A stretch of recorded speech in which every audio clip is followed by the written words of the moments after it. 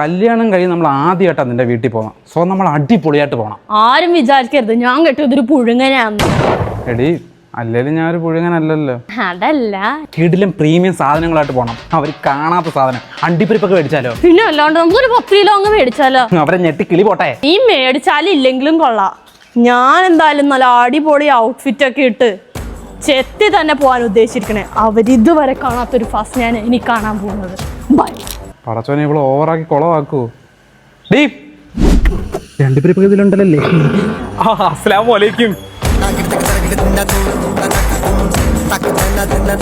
വലൈക്കും സലാം. എന്താ അവിടെ തന്നെ നിന്ന് കേറി വാ മോനെ, വന്നിരിക്കേ. ആ ബാഗിൽ ഫസ്റ്റ് ക്വാളിറ്റി അണ്ടിപ്പരിപ്പുണ്ട്, അതെടുത്ത് അകത്ത് വെക്കണം. അയ്യോ എന്റെ പിള്ളയുടെ മോന്തേക്ക് അങ്ങ് ചുവന്നിരിക്കുന്നല്ലോടി. കല്യാണം കഴിഞ്ഞ ഉടനെ അടിയായോടി. ഇത് സെഫോറയുടെ ബ്ലഷാ ഇത്. ആ ഇതെന്റെ പുതിയ സ്റ്റൈലാ. എന്നാ വാ കേറി വാ. എപ്പോഴും വിചാരിക്കും മോനെ ഒന്ന് കാണണോന്ന്. നിന്നെ ഇനി ഇവിടെ കണ്ടുപോരുത് കൂറം.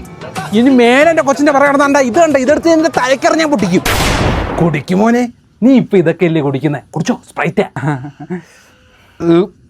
എന്തായാലും നിങ്ങൾ വന്നു, ഇനി 2 ദിവസം നിന്നിട്ട് പോയാൽ മതി. രണ്ടും ഞാൻ പുതിയ ജോലി നടത്തേ, ഞാൻ ഇല്ലാതെ ഒരു പണി നടക്കത്തില്ല. എൻ്റെ കൂടെയുള്ളവരൊക്കെ ഭയങ്കര ഉഴപ്പാ.